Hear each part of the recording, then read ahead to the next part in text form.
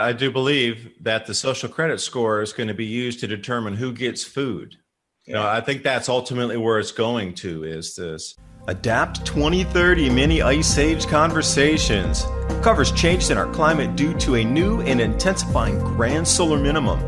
In the media, overlooking, downplaying, or burying cold weather changes occurring on our planet. This is in order to keep the global warming agenda steaming full speed ahead. I do this podcast and radio program because we need to begin conversations on how to adapt our food growing strategies long before 2030 as agricultural zones shift, affecting global crop output. But very few mainstream media outlets are talking about the most important issue of our time: cold weather crop losses. Our sun is going through a 400-year cycle, which has effects on our weather patterns as our magnetosphere weakens and the jet streams go out of flow. It's not CO2, it's not you, it's the sun. Are you ready to thrive in the grand solar minimum? Then join me for Mini Ice Age Conversations. I'm your host, David DuByne. So Hong Kong's a powder keg here, and we can talk about the fake trade war and all that stuff too. Well, yeah, so I was really interested in this because we're so tied with China, and I know that China launders a lot of its money and does currency manipulation through the Hong Kong banks. But what happens to mega corporations like Walmart, things like that depend on almost all Chinese goods? Or what happens to our monetary system when China dumps all these derivatives and U.S. bonds and stuff that they hold? China depends on us more than we depend on them because they need those factories running so there's not mass civil unrest in their country. As soon as all these factories close, there could be a political change in the country because there's not enough work for people. There won't be money for them. They'll also be struggling for food because if you know anything about China's food costs, it rose 46% so far just this year alone. Imagine if, let's say, 70% of their factories close because they dump all the bonds. Actually, it'd probably be higher, closer to 85, 90%. All Chinese manufacturing would cease. All outbound, whatever manufactured in China would cease. I mean, there'd be no foreign anything buyers coming into China. So everything would completely lock up. So China would almost shoot its own leg, not foot, but leg and bottom torso if it did that move, because it would create its own civil unrest. That would be something that they hadn't seen in hundreds of years sweep through. I think everybody's so dependent on everybody else that to do that, I don't think it's workable or wise to do such a thing. But, and I'm going to throw a but out here, caveat, if they know that it's coming to the last year of stable food growth on the planet, perhaps they would let these flare-up points go so they could lock things down further with a police state. And then once locked down, it would be more control for a food delivery system at that point. Because at some year in the very near future, I would say 2021, 2022 is the last year we get very solid food growth. And we've already seen incredible losses. What if it happens next year? I think that's the end of stable food growing on the planet. And how would governments respond to that with angry people in every country indefinitely? And people's fighting for food too. This is where we get into, you're going to have to know how to grow your own food, store your own food, pack your own food, and guard your own food. Yeah. So let's get into the what if right here. So say the governments, which I heard you kind of alluding to this, talking to David Knight about 9/11 and all of the laws, changes, and government functions that changed immediately after 9/11. We had the Patriot Act 2, the NDAA, the Freedom Act, they renamed it. And within that, hidden all in there was thereafter, your ability, for one, to, like you said, protect things, and two, to grow your own things. And if they did know, so we're in a what if. So I tend to believe this idea that the government has known about this portion of the cycle for the planet Earth for some time, and they've been preparing for it. And that's why they've set up police states everywhere.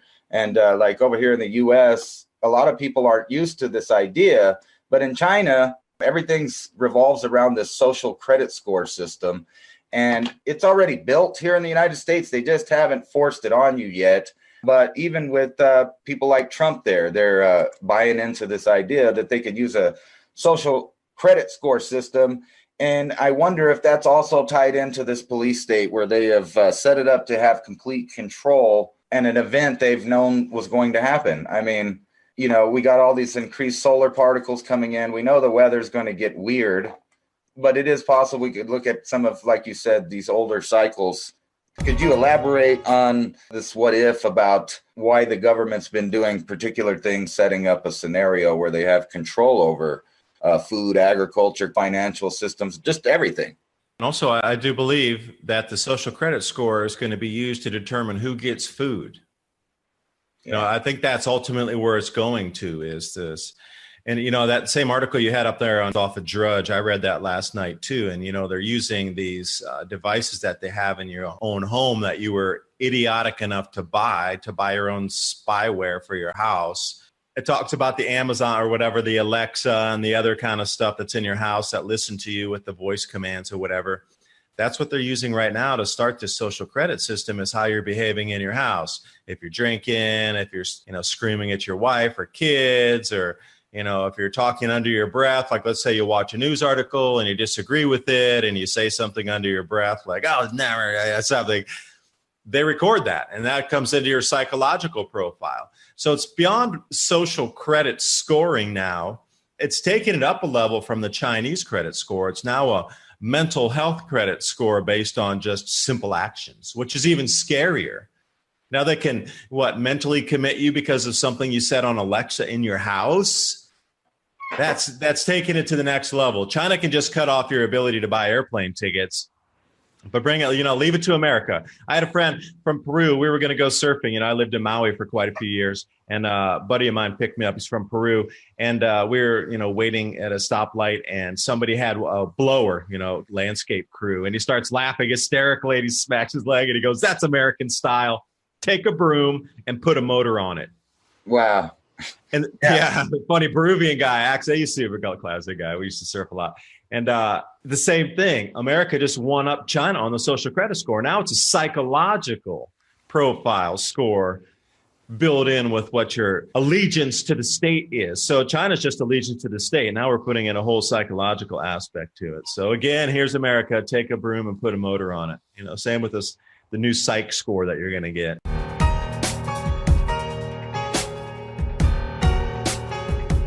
And speaking of cycles, my new book with my co-author, Bill Porter, Climate Revolution, a must-read for understanding our sun-driven climate. As we progress deeper into this new Eddy grand solar minimum, weather extremes leading to global food scarcity and higher food prices are here now.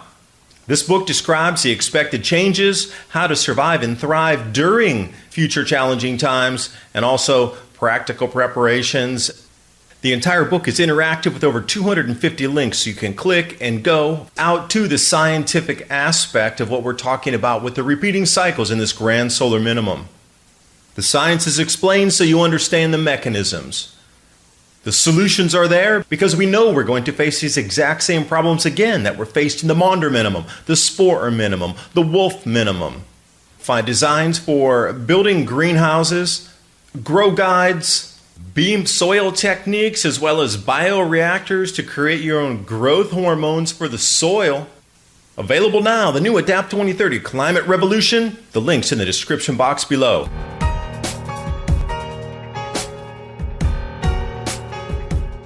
I say this on my channel all the time. I tell people, there's nothing that you do that they don't see. There's not a keystroke you write, not an email you send, not a phone call, not a video chat, nothing. You can't go to the store, buy anything. You're using your chip or your swipe or your poke or whatever.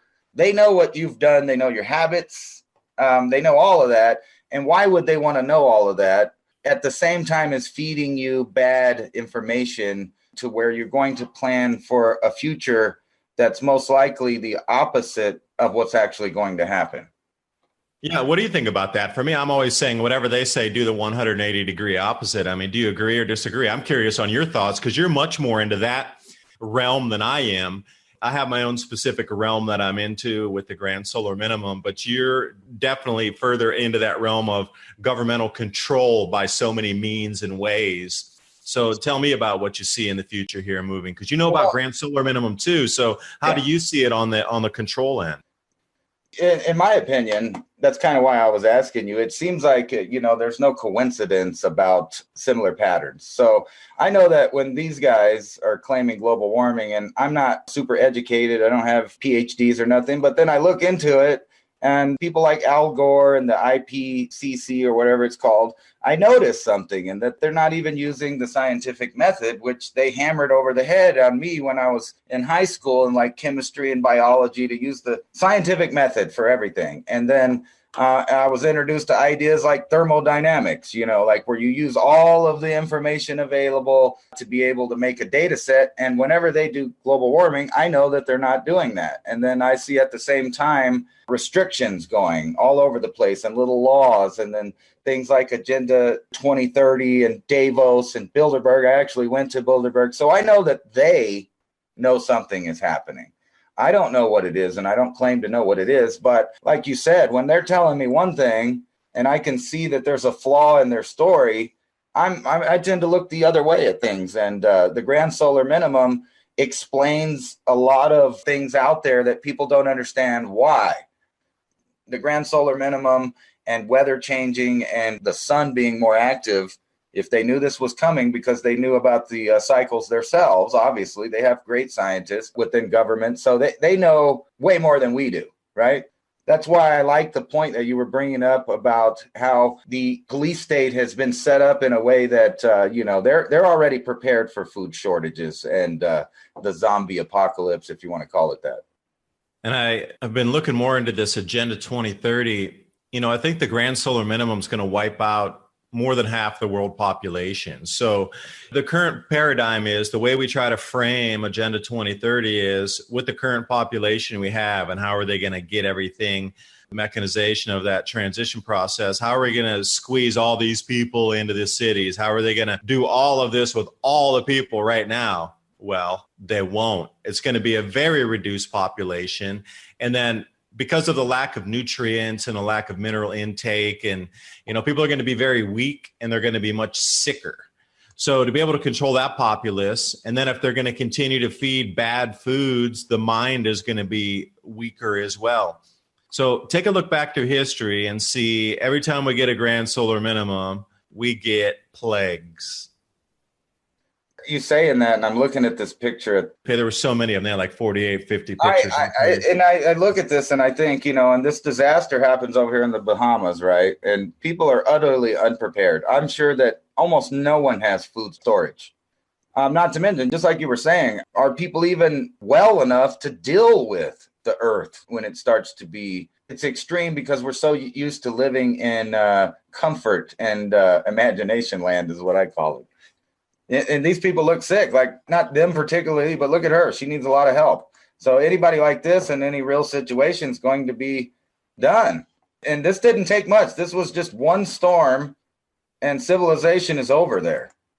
And my personal feeling is, I was talking with somebody yesterday, I don't think they're ever going to rebuild the infrastructure here for tourism again, because this grand solar minimum, which is going to wipe out our economy, is going to happen faster than they're going to be able to rebuild. So unfortunately for the Bahamas, I think that's over, that whatever's left there will be left there, and that's it, that they will never rebuild, and they will never have a tourism industry again, as the rest of the world stops spending and they're putting 2-3 times more into their food. Because, when we look back at 2008 and 9, it's going to be something, 50 or 100-fold more intense than what 2008 and 9 was. There's no coming back from it this time. It needs to be an entire financial reset. Bringing in crypto, bringing in a new financial system backed by gold, whatever it might be. And the UN wants to float around something backed by natural resources. So they literally want to take your forest and then back it in a blockchain and issue a currency or a new kind of coin against your forest.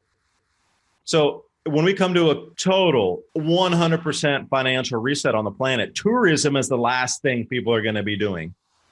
So when you go to places like the Bahamas that are so reliant on tourism, they're done. I don't think they're coming back. It's a sad thing to say. I've been there a couple of times. I really like the Bahamas. The first time I ever went shipwreck diving was in the Bahamas. Love that place. Super fun, friendly people. The ocean is absolutely, Jacques Cousteau, beautiful down there with as many colors and corals and fish. And I like the place. And it's just crazy that it's pretty much gone overnight. I mean, it's flattened. I was looking at some of the aerial helicopters and they've flown over it. And this is just one storm. Just like in Haiti. Haiti is still a disaster zone after the earthquake and hurricane that pummeled them. And from what I know about the grand solar minimum, we can expect that for the next decades. Increased volcanoes, more things in the atmosphere. Another thing I wanted you to kind of explain, because I think I get the concept. So there are a lot of debris up in the upper atmosphere at this point from some of these volcanoes that are going up at high altitudes. And you were mentioning like purple sunsets. But I just wanted to point out that if there is more cloud nucleation in the future and we have more volcanic events, sunlight itself will become a rare resource. And then what do people do then? Well, there's been a few studies on the solar panel declines during these times. On every watt per square meter that strikes the planet's surface will decrease your solar panel output by a certain amount. There's already been a lot of studies on this, and they were talking during the grand solar minimum that solar panel output will decrease by 25%, 25, a quarter.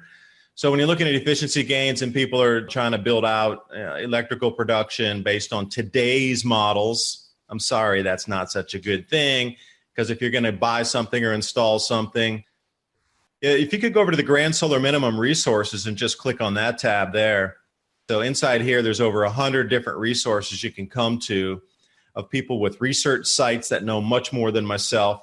I consolidated all of this. Every time I find something new, interesting, or innovative, I will put it in here. The changes in 2014 to 2016, and now this is a great place for anybody out there to start with the research. I put those 2 years there as the mark in time. So now all you have to do is follow the links and come back up to today and then compare what happened 5 years ago, 4 years ago. All right, then you can get a real good indication. You got to do some of your own research. I'm not going to walk you through and then, update it to 2019 and do your own research. Right. And it's all here for you. It's spelled out. It's an enormous amount of charts and data inside here so you can go back and compare. And that's what you should do is compare, like what's happening now compared to the 2 years that I set aside there so you can get a benchmark comparison.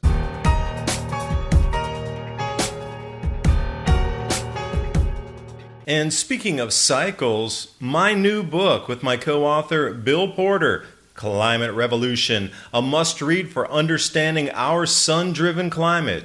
As we progress deeper into this new Eddy Grand Solar Minimum, weather extremes leading to global food scarcity and higher food prices are here now. This book describes the expected changes, how to survive and thrive during future challenging times, and also practical preparations. The entire book is interactive with over 250 links, so you can click and go out to the scientific aspect of what we're talking about with the repeating cycles in this grand solar minimum. The science is explained so you understand the mechanisms. The solutions are there because we know we're going to face these exact same problems again that were faced in the Maunder minimum, the Sporer minimum, the Wolf minimum. Find designs for building greenhouses, grow guides, beam soil techniques, as well as bioreactors to create your own growth hormones for the soil. Available now, the new Adapt 2030 Climate Revolution. The link's in the description box below.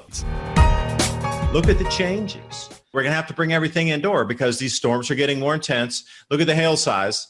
Yeah. The wind, the rain. It's just unbelievable how much everything's amplifying. But we're nowhere near the heavy stuff yet. We're in the brisk wind before the typhoon arrives or the hurricane arrives. A little poof. And you weren't even really into this, right? You just kind of came across this idea and concept because you were trying to be free market and make some money. That's true. I wanted to buy some coffee in Myanmar, and that nature said something else. Well, so did the government. But anyway, right. Nature. My whole thing is just bringing a little bit of awareness and the message I have the skill set to present out there that we're going to have to work together. You absolutely, unequivocally will have to grow your own food, and then you're going to have to learn how to store it and keep it for a longer term. So do you have the Mylar bags? Do you have the oxygen packs to put in there? Do you have the vacuum sealer? Do you have all these things? And again, you're going to have to come together with your community and start to talk to people who are of like mind, because when it goes down, 95% of the people are going to be unprepared for this. So how do you stay prepared to be able to help your own family? Because if people know in your neighborhood that you're stockpiled full of food, when it gets hungry enough within 3 or 4 days and their children are actually getting sick because they don't have food, they're going to come to your house. They're not going to be nice, that's for sure. Yeah, they'll be willing to murder you over their children. Oh, yeah, for sure. Absolutely. Not even or even themselves. The hunger does that. Where do you go? Like, you only got two choices in scenarios like this. You're either going to stay put or you have a place to go. And you're not going to call somebody on the phone and get help. So, yeah. Yeah, and are you able to take the skill set with you, too? So let's say you get upended out of your house and you have to go on the run for some reason.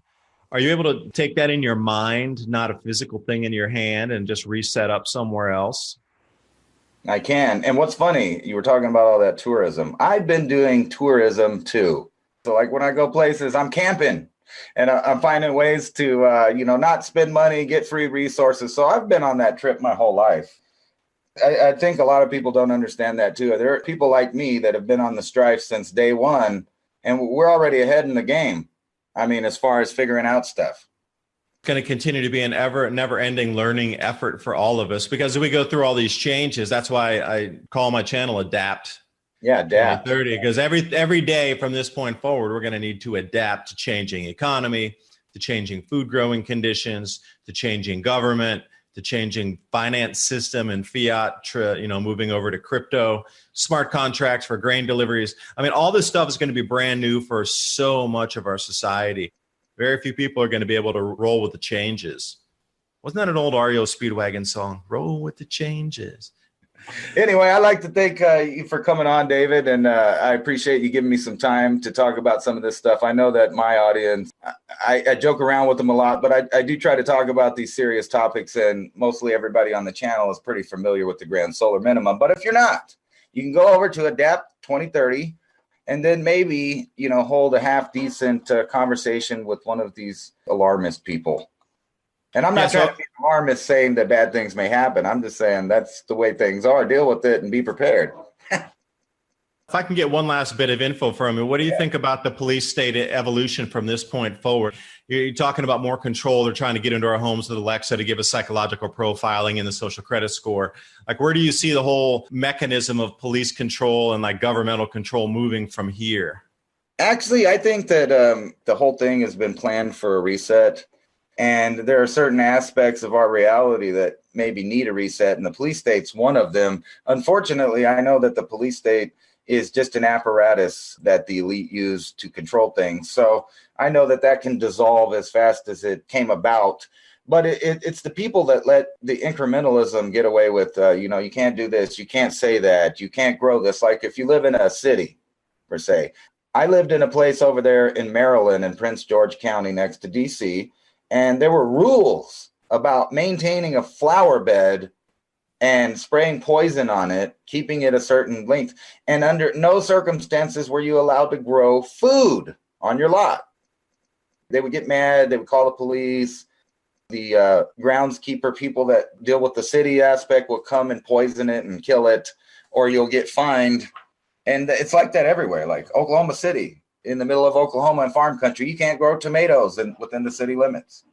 And collecting your own rainwater in some places is illegal as well. Yeah, like Oregon, they claim they own the sky and the water. I mean, what do you do with that? I don't know. But no, it's just going to keep getting worse. And people believe that they pick the right or the left, that things will get better. And from my experience and what I've been paying attention to all throughout history, it doesn't matter which side of the political aisle in the United States, one thing they always do is keep giving more money to the state. And the state is just to control every aspect of your life. And now they're replacing so much stuff with robots. The need to police people will come to an end because the need for people is coming to an end. And I actually think that the population plateau, the grand solar minimum, and the consolidation of world powers is no coincidentally all happening at the same time. And the only way to fight that is to be self-sufficient, independent, and understand you have your own rights that you were born with. And part of that is being able to eat.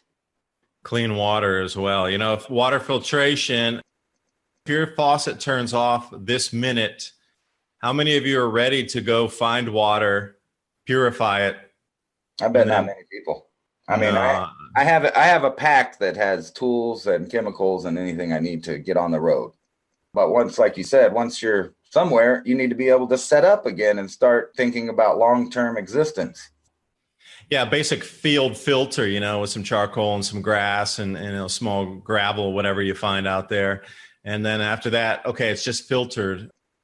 Then what? You got to bring it to the next level so you can drink it. Just because you take the mud out of it and it looks clean, it ain't clean because there's still pathogens in there. And, so what are you going to drink? Yeah. Several. I have like at least 4, and you have to update them because, once something happens, you're not ordering another water straw from Amazon.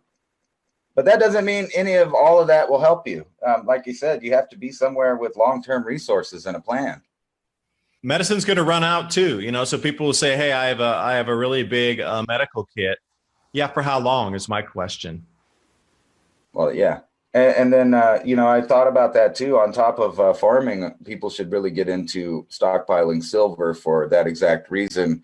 As far as I know, that's the only way to make massive amounts of antibiotic. You just need silver, water, and some form of electricity. And you can electrolysis your way to having some antibiotics and something to barter with. Anyway. Colloidal silver, our best friend. Yeah, right. Everybody, please do some research and get yourselves prepared for these massive changes. Not on our doorstep. It's already here. It's occurring. You're just going to have to deal with it as it moves from this point. That's right. The future is now. Talk to you soon. Bye. This video is brought to you by our friends at TrueLeafMarket.com. Heirloom and organic seeds for any grow zone on our planet.